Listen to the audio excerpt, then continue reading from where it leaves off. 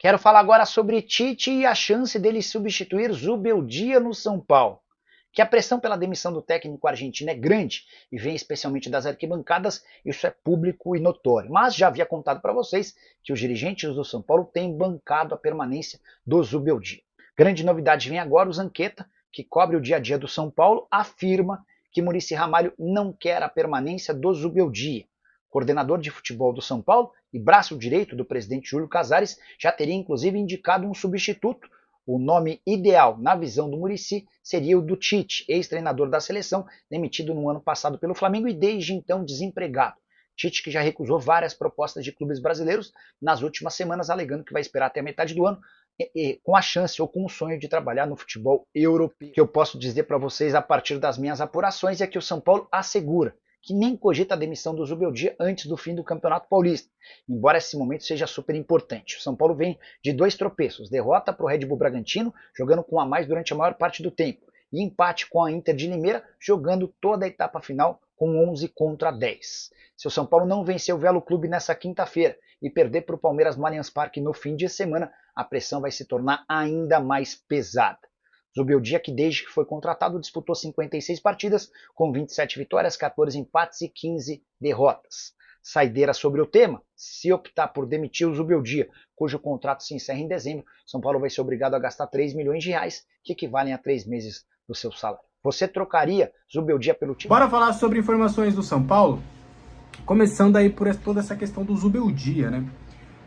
Vocês já sabem, o Zubeldia fica no São Paulo, não há nenhum movimento, pelo menos neste momento, para uma saída do treinador.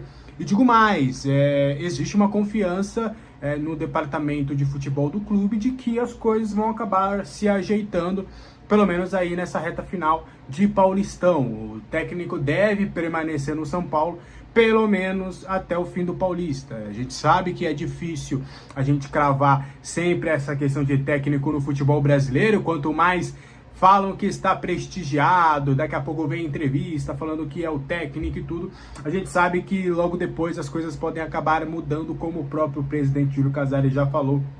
O futebol é dinâmico, mas o Zubeldia fica. Eu até fui questionar algumas pessoas para fazer uma questão hipotética, né? Até um amigo meu, um colega meu, torcedor, ele perguntou: pô, se perder pro Velo e se perder pro Palmeiras, será que não dá pra cair, né? E aí eu falei: pô, não faço ideia, não sou mãe de Ná. Mas eu fiquei meio assim com questionamento, falei: pô, deixa eu tentar pegar alguma coisa até pra entender o cenário, porque, obviamente, ninguém ia falar: olha, não, se perder pros dois, a gente demite. Não, mas dependendo do tom da resposta, a gente pode ter uma dimensão, né, de como estaria essa questão do Zubeldia. E através da resposta que eu obtive, eu acho que a gente pode meio que trazer que dificilmente o Zubeldia seria demitido ainda no Paulistão, tá? Eu acho que vão dar essa margem para ele trabalhar. Chegou o Oscar, o Alisson e o Pablo Maia estão de novo se entrosando, então há um entendimento que há um tempo para as coisas se ajeitarem. E aí, outra questão que chegaram falando: pô, Alex, querendo ou não, no Morumbi a gente consegue os resultados. É só alguns ajustes fora de casa. E o time titular perdeu só 2 vezes, né? Perdeu aliás, perdeu uma vez só, que foi pro Santos. Então, a outra derrota, que foi contra o Bragantino, o time titular entrou na reta final. Então, querendo ou não, como eu vou demitir um treinador, né? Eu pensando assim na cabeça do dirigente, como eu vou demitir um treinador sendo que ele só tem uma vitória, uma derrota com esse time titular, sabe? Então, eu acho que é muito nesse sentido que, na nossa apuração, tá? Que deu para entender como é que tá esse cenário aí do Zubeldia, tá? Por mais que eu sei que muitos estão querendo a saída do técnico, acredito eu que, pelo menos até o fim do Paulista, ele tem o seu cargo garantido. E aí, óbvio, a sua continuidade vai depender bastante aí de como que vai ser o andamento dos próximos capítulos. Aproveitando, na reapresentação do elenco, houve meio que uma conversa. Até evitam falar a palavra reunião, a palavra, sabe... não, vamos reunião aqui para parar as arestas. Mas foi mais uma conversa, um papo. A delegação foi totalmente para Brasília, né? Inclusive o próprio presidente Júlio Casares, alguns dirigentes, todo mundo, né? Não só o grupo de comissão técnica e jogadores, mas também grande parte dos dirigentes partiram para Brasília para estar junto com o grupo neste momento. E houve um papo, uma conversa, né, de todas as partes ali para tentar parar as arestas, para acabar com um princípio de crise. Diretoria cobrando treinador e jogadores, comissão técnica cobrando jogadores e jogadores se cobrando, e também todo mundo ali tentando, né, encontrar soluções, meio que uma conversa, um diálogo. Olha, a gente precisa dar uma melhorada, foram 2 jogos bem ruins. O que pegou internamente para todas as partes foi o contexto dos jogos, né, do São Paulo ter um a mais durante 45 minutos e não conseguir de fato se impor. Isso foi o que mais pegou ali geral. É um consenso de que, ó, a gente não pode ter esse comportamento, a gente não pode jogar esse futebol, sendo que a gente tá com um jogo a favor.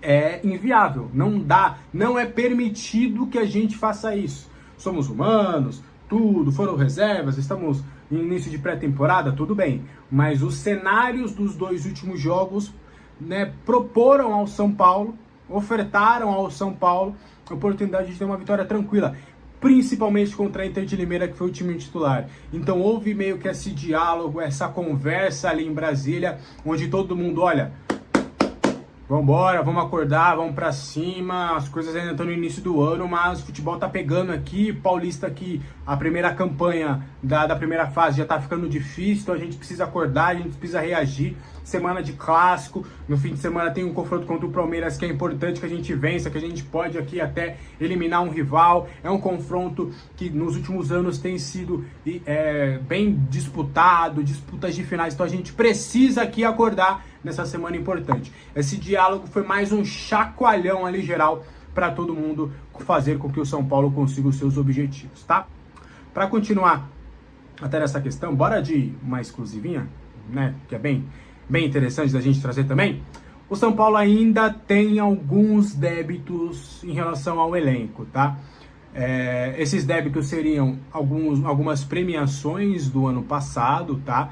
Aí você fala, pô, Alex, premiações? Sim, atletas têm bônus, premiações. A gente fala desses bônus e premiações como um todo, tá? São aqueles acréscimos em contrato, por exemplo, jogador X bateu meta, algo relacionado a essas questões, tá? Até, por exemplo, ó, no Brasileirão, o São Paulo fatura X, desse X, um percentual ali vai para os atletas e o restante fica com o clube. Nas quartas de final, a Libertadores paga X fica com o clube e o restante para os jogadores. Essa variável dos atletas. E essas premiações e também alguns direitos de imagem de alguns jogadores estão atrasados. Para a gente continuar, Orejuela, e aí? Cadê a rescisão? Cadê tudo isso? Vamos checar, né? Vamos perguntar, né? Porque, de fato, a gente tem já há algum tempo trazido algumas exclusivas em relação ao Orejuela. A gente trouxe com exclusividade que ele estava treinando no CT da Barra Funda, e aí depois todo mundo começou a compartilhar. Infelizmente, alguns não dando os créditos devidos, mas tá tudo certo, a gente tá aqui para informar o torcedor, não para ficar aparecendo em outros portais. Depois eu trouxe sobre a reunião de rescisão de contrato que estava acontecendo, estavam em conversas desde dezembro, só que até o momento não houve um acordo. E Edson Mendes já rescindiu esse contrato, Santi Logan está rescindindo e o Orejuela ainda não. Até houve o interesse do Milionários da Colômbia no jogador, mas esse interesse acabou não evoluindo. Então, por enquanto, o Orejuela segue sendo o jogador do São Paulo. E o São Paulo tem tentado ali alinhar juntamente com seu staff essa rescisão até para que ele possa se mudar para um outro destino, mas essa situação está hoje travada. Então, existe sim um risco, até que considerável, dele acabar cumprindo o seu contrato até o fim de março. O Orejuela tem contrato aí até o final de março de 2025, aquele mesmo contrato que ele assinou lá em 2021 quando ele chegou. Naquela época ele assinou um contrato por 4 temporadas. Orejuela tem vencimentos na casa dos R$400 mil. Então esse dinheiro, essa grana ainda está na folha salarial do São Paulo. Ele, Luan, Lisiero, jogadores que têm um salário considerável ainda estão na folha salarial do clube. Então o clube ainda tem margem para abrir espaço na sua folha salarial aí nos próximos dias. Quem sabe aí conseguindo com o Orejuela, no mais tardar, mais um pagamento aí na conta do Orejuela, porque até o momento não houve essa rescisão contratual e são fortes as chances dele acabar cumprindo o seu contrato até março.